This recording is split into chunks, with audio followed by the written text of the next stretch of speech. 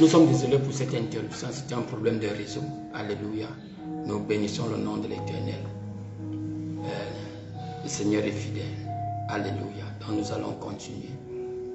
Nous allons continuer où nous nous sommes arrêtés. Amen. Nous étions en train de parler de ce qui a fait ce que Abraham, malgré son âge et l'âge de son épouse, puisse avoir des enfants. La Bible dit que Abraham, j'étais en train de lire dans la version Parole de vie, j'étais en train de lire, il dit sa foi n'a pas faibli. Il a oublié que son corps était comme mort. Il avait plus de 100 ans. Et que Sarah ne pouvait plus avoir d'enfant. Nous sommes sur le sujet, sur la deuxième partie, comment recevoir et maintenir sa guérison. On a dit, ne laisse pas les symptômes te guider.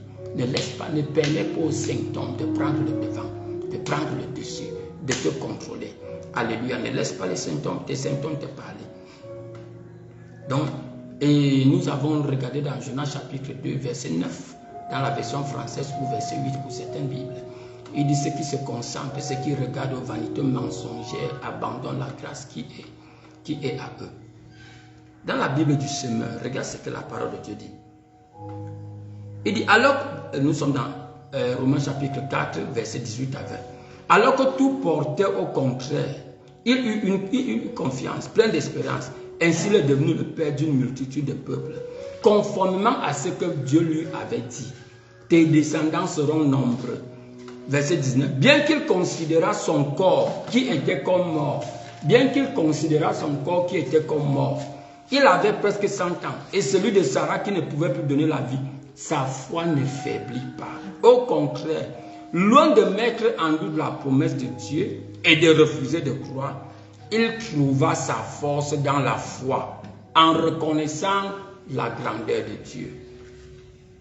Qu'est-ce que tu fais avec les symptômes? Ne les reconnais pas, ne les prends pas en considération quand tu passes à ta foi. Je n'ai pas dit ignore, je n'ai pas dit renie. Il faut renier les symptômes. Oui, il ne faut pas croire que les symptômes sont là. Vous voyez, la foi n'est pas le déni. Non, bien aimé. La foi n'est pas le déni. Les symptômes peuvent t'affliger. Je sais, je ressens tous les symptômes. Mais mon focus, ma concentration est sur ce que Dieu a dit. Quand je mets la parole de Dieu, je mets les symptômes. Bien aimé, je me détourne des symptômes, je me concentre sur la parole de Dieu. C'est cela, bien aimé, la foi. La foi n'est pas le déni. Certaines personnes vont dire, je ne suis pas mort, je ne suis pas malade, je ne suis pas malade, je ne suis pas malade. Ce n'est pas ça la foi. Oui, les symptômes sont là, mais Dieu a dit quelque chose. Et ce Dieu est plus grand que les symptômes. Alléluia. Il dit, version Bible du semeur dit, il trouva sa force dans la foi, en reconnaissant la grandeur de Dieu. C'est ça qui fait la différence, bien aimé. Qu'est-ce que tu reconnais? Qu'est-ce que tu mets devant? Tu te focalises sur quoi? Alléluia. C'est très très important. Regardons un peu quelque chose. On va revenir dans ce passage de Romains chapitre 4, verset 19. Très très important. Je voudrais qu'on parte dans Nombre chapitre 14, je crois. Nombre chapitre 14. Regardons un peu quelque chose dans ce passage. Alléluia. Les enfants d'Israël à la terre promise. Nombre chapitre 13 plutôt. Nombre chapitre 13. Regardons ce qui se passe là-bas. Quand ces gens-là rentrent de la terre promise, quand ils reviennent de la reconnaissance, ils disent, nous sommes allés dans le pays que tu nous as envoyé, et vraiment il est ruisselant de lait et de miel. Nombre 13, verset 28. Seulement, le peuple qui habite dans le pays est fort, les villes sont fortifiées, très grandes, et nous avons vu aussi les enfants d'Anak. Amalek habite au pays du Midi. Ça, ce sont les symptômes qui rendaient la prise de la terre promise impossible. Voilà le discours des 10 espions. Ils étaient 12. 10, voilà le discours que 10 ont maintenu. Les villes sont fortifiées, très grandes. Nous avons vu les enfants d'Anak. Alléluia. Amalek aussi habite au Midi. Les Étiens, les Jébusiens, les Amoréens habitent la montagne. Et les Cananéens habitent le long de la mer sur le rivage du Jourdain. Verset 30. Caleb fit taire le peuple devant Moïse et dit, montons hardiment et prenons possession du pays quand nous sommes bien capables de le faire. Verset 31. Mais les hommes qui étaient montés avaient lui dire, nous ne sommes pas capables de monter contre ce peuple, car il est fort, il est plus fort que nous. Ils décriaient devant les fils d'Israël le pays qu'ils avaient reconnu, disant, Le pays dans lequel nous sommes passés pour le reconnaître est un pays qui dévore ses habitants. Et tout le peuple que nous y avons vu est de haute stature. Nous avons vu les géants, les fils d'Anak, qui est la race des géants. Nous étions en nos yeux comme des sauterelles. Et nous étions de même à leurs yeux. Alléluia. Et toute l'assemblée a commencé à prier. Regarde, a commencé à crier et pleurer. Regarde ce qui se passe au chapitre 14, verset 6. Et Josué, fils de Nun, et Caleb, fils de Jephuné, qui étaient d'entre ceux qui avaient reconnu le pays, déchiraient leurs vêtements et parlèrent à toute l'assemblée, les fils d'Israël. Le pays par lequel nous avons passé pour le reconnaître est un très bon pays. Regarde, si l'Éternel prend plaisir en nous, il nous fera entrer dans ce pays-là et nous le donnera. Il nous le donnera, un pays qui ruisselle de lait et de miel. Seulement ne vous rebellez pas contre l'Éternel. Ne craignez pas le peuple du pays, car ils sont comme nos copains. Leur protection s'est retirée de dessus d'eux. L'Éternel est avec nous, ne les craignez pas. Qu'est-ce que cela veut dire, bien-aimé? Il dit oui, c'est un pays fort, mais l'Éternel est avec nous. On ne renie pas les symptômes. Ce n'est pas le déni. La foi n'est pas le déni. Oui, le docteur m'a donné un rapport. Le diagnostic est là. Mais il y a un Dieu qui est plus puissant que le diagnostic. Il y a un Dieu qui est plus puissant que ce que mes sens voient. Alléluia. C'est ça qui fait la différence. Certaines personnes sont malades. Elles disent non, je ne suis pas malade. Je ne suis pas malade. Je ne suis pas malade. C'est pas ça la foi. La foi, c'est quoi? Oui, les symptômes sont là. La montagne est là. Mais je la confronte parce que ma foi repose sur quelque chose qui est plus grand que cela. Alléluia. Donc tu vois Caleb et Josué 2 sur 10. Ils disent, oui, c'est un pays qui est bon, c'est un pays qui est fort. Mais parce que Dieu prend plaisir en nous. Parce que c'est Dieu qui nous a envoyés. Parce que c'est Dieu qui nous dévance. Parce que ma foi est sur la parole et non pas sur ma propre volonté. C'est Dieu, les symptômes là vont changer. Tout se soumet à la parole, bien-aimé. Devant la parole, tout genou fléchit. Et toute langue déclare que Jésus-Christ est Seigneur. C'est ça la foi, bien-aimé. La foi n'est pas ignorer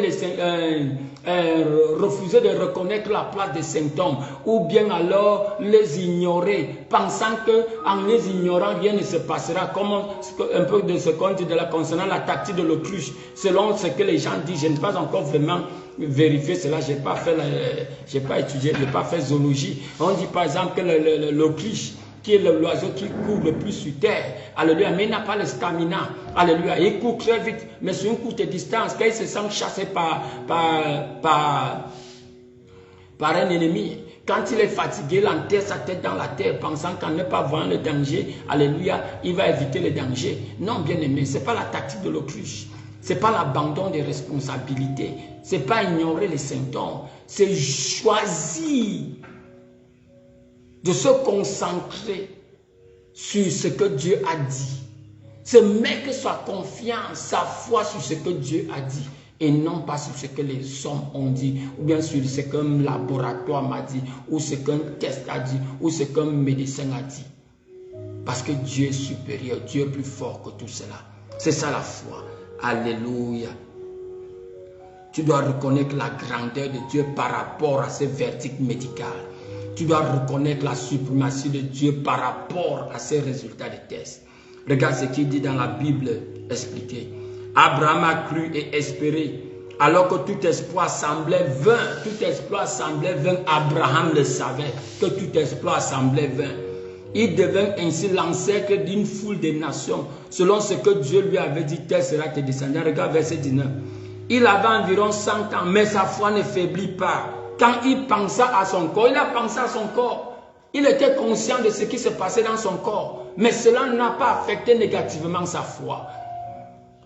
L'une des raisons pour lesquelles nous sommes dans cette zone du doute, c'est parce que nous comparons les symptômes à ce que la parole de Dieu dit. Il pensa à son corps presque mourant et à sa femme qui était stérile, mais sa foi ne faiblit pas.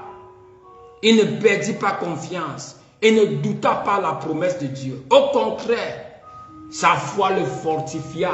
Je prie pour ton nom puissant de Jésus, que ta foi te fortifie, que tu trouves les ressources nécessaires pour surmonter la vanité de ces symptômes dans ta foi en Christ, au nom puissant de Jésus. Je nous ai dit la semaine prochaine, on va parler de la méditation. Comment faire pour bâtir ta foi? Comment faire pour rendre ta foi virile? Comment faire pour rendre ta foi productive? On verra cela.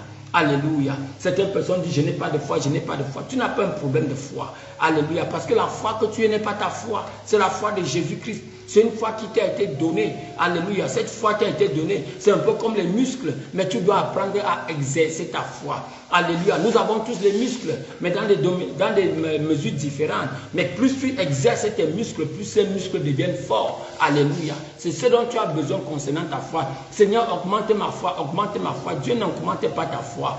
Le travail de ta foi, c'est ta responsabilité.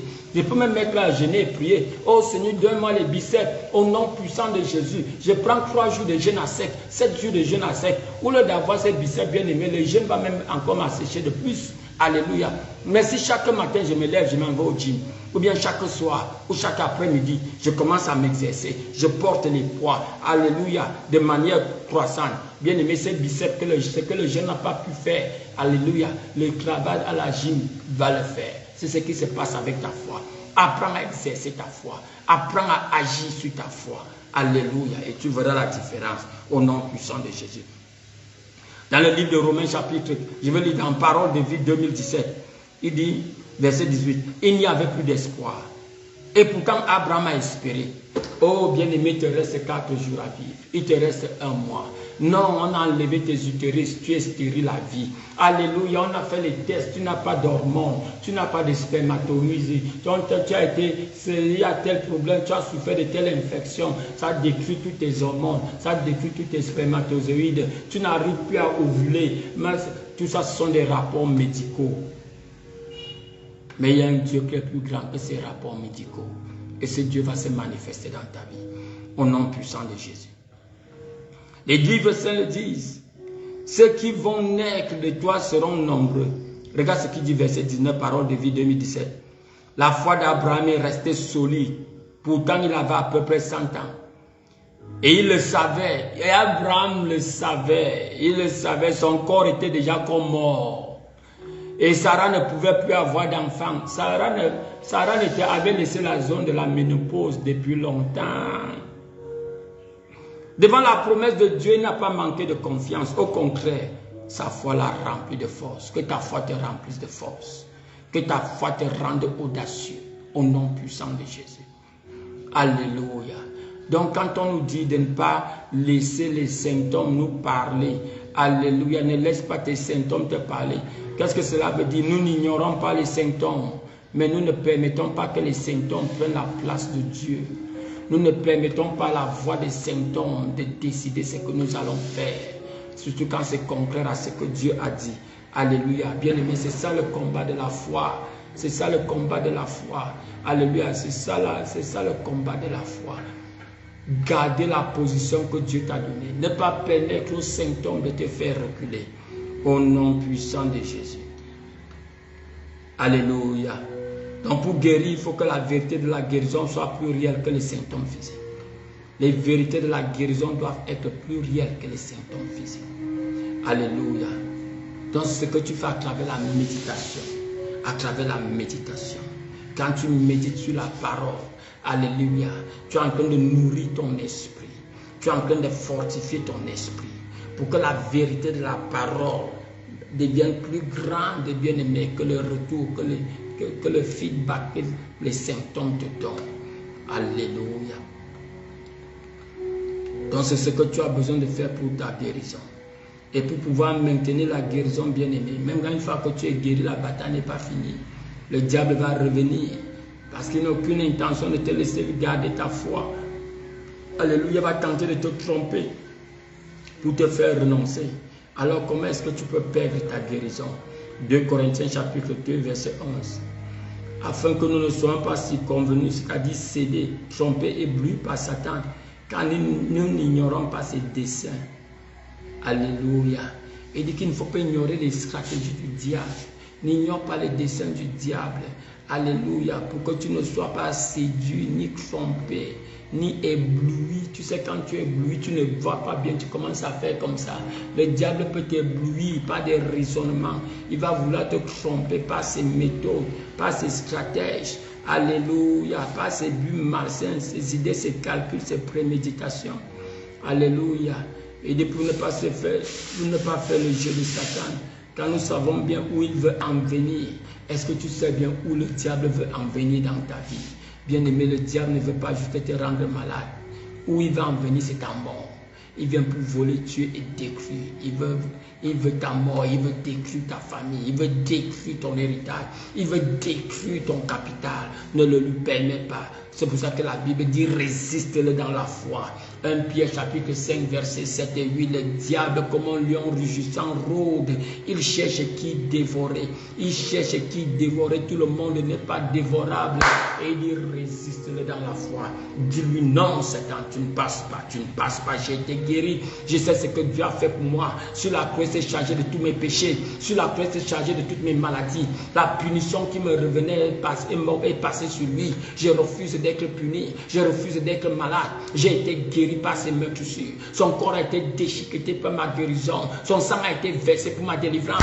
Toi, esprit impur, tu n'as pas de place en moi. Je refuse de mourir. Je vivrai pour déclarer les merveilles de l'Éternel. Je sais qui je suis. Je suis enfant de Dieu. La vie de Dieu est en moi. Celui qui est en moi est plus fort que Dieu. Celui qui est dans le monde. Celui qui est en moi est plus fort que ces symptômes. Celui qui est en moi est plus fort que ces diagnostics que les médecins m'ont donné. La tuberculose, là, détruit au nom puissant de Jésus. Bien-aimé, c'est comme ça que tu défends ton territoire avec la parole de Dieu. Ne ferme pas ta bouche, ne garde pas le silence. Un homme de Dieu a dit, Dr. Nenchi l'a dit, ne ferme pas ta bouche quand ta destinée est menacée. Ouvre ta bouche. La mort et la vie sont dans la puissance de la langue. Ouvre ta bouche. Ou l'autre d'ouvrir la bouche pour pleurer, ou l'autre d'ouvrir ta bouche pour te plaindre, bien-aimé. Ouvre ta bouche pour déclarer ton droit. Ouvre ta bouche pour déclarer ton droit. Ouvre ta bouche pour tracer tes limites. Si tu regardes dans le règne animal, je me rappelle, je suis allé visiter un frère qui était malade. Son chien est sorti avec moi, il me raccompagnait. Je me suis rendu compte qu'à presque quelque part, le chien urinait. Les chiens ne faisaient qu'uriner. J'ai même voulu le chasser. J'ai dit, mais c'est quoi? Après, j'ai regardé, je me suis rendu compte que quand tu regardes le domaine animal, comment est-ce que les animaux délimitent leur territoire? C'est avec leurs urines.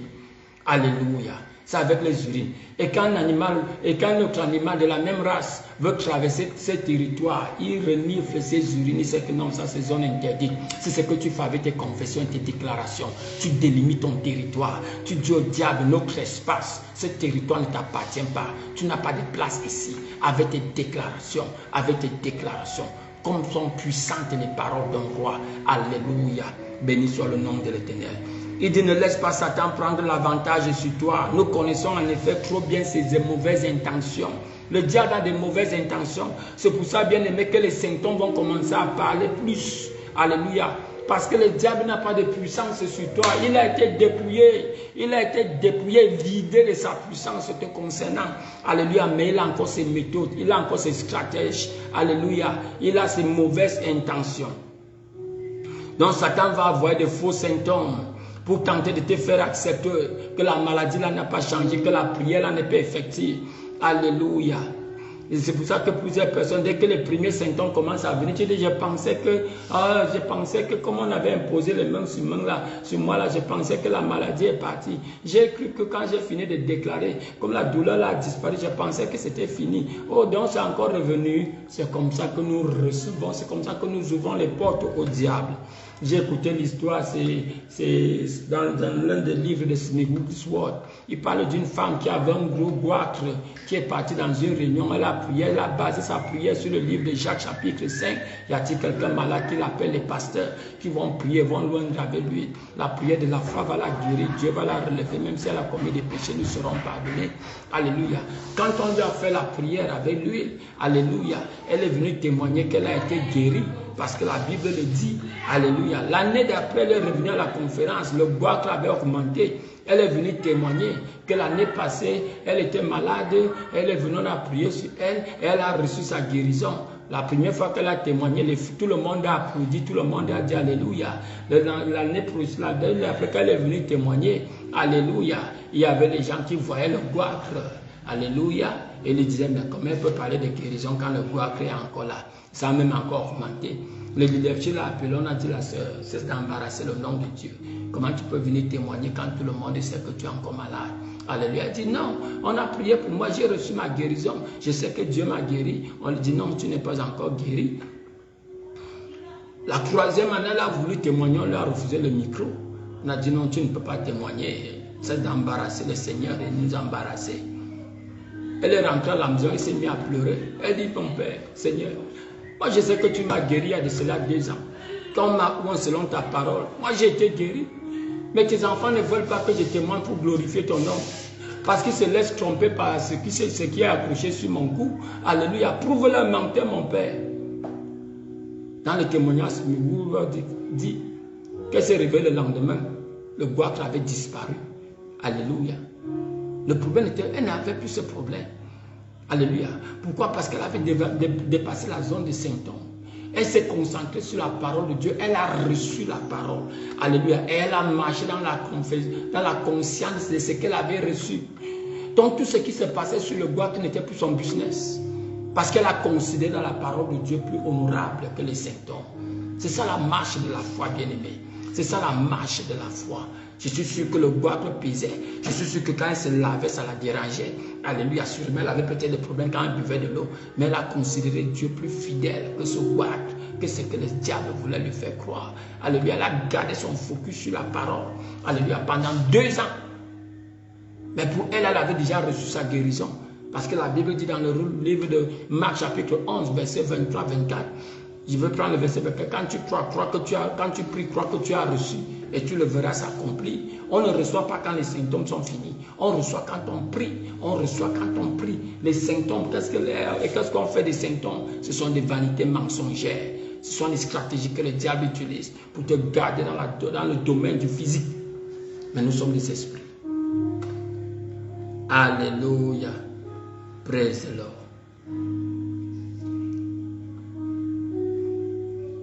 Donc, comment préserver ta guérison au maximum? Quand l'ennemi t'attaque par des symptômes de maladie, c'est de te trimballer sur ton lit. Ne reste pas couché au lit. C'est de te poser ces questions qui n'ont pas de sens, ces questions d'incrédulité. Alléluia, pourquoi est-ce que cela m'arrive à moi? Qu'est-ce que j'ai fait de mal? Alors que je donne mes dîmes, alors que j'aide le pasteur, alors que je suis financier à l'église. Hein, pourquoi c'est à moi? Ça, ce sont des questions, excusez-moi le terme. J'allais dire, ce sont des questions bêtes, elles n'ont pas leur place. Alléluia. Non, bien-aimé, c'est de te poser ces questions, c'est de planifier. Alléluia. Lève-toi de ton lit, lève-toi de ton lit et dis au diable, parle-lui, parce que c'est lui le voleur, c'est lui qui t'attaque. Dis-lui, mon corps est un temple du Saint-Esprit. La maladie n'est pas permise dans ce corps. L'Esprit de Dieu est en moi. Tel qu'il est, c'est ainsi que je suis ici sur terre. Déclare pour que tu puisses être justifié. Déclare pour que tu puisses être justifié. Oui, je sais que ce n'est pas toujours facile quand on est dans la douleur, on est dans les bandons avec toutes ces mauvaises pensées. Ce n'est pas toujours facile, mais tu dois persévérer. Tu dois persévérer pour mener le bon combat au progrès. Tu dois persévérer pour mener le bon combat à sa fin ultime. Pour persévérer.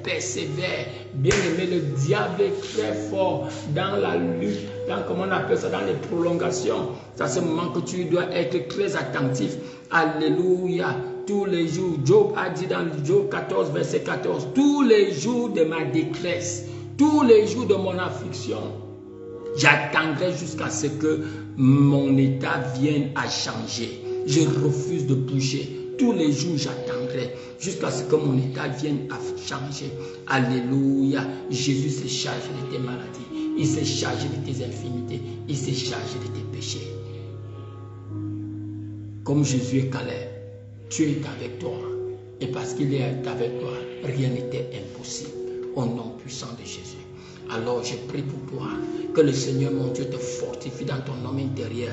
Alléluia, par son Esprit Saint. Je déclare que tu es enfant de Dieu.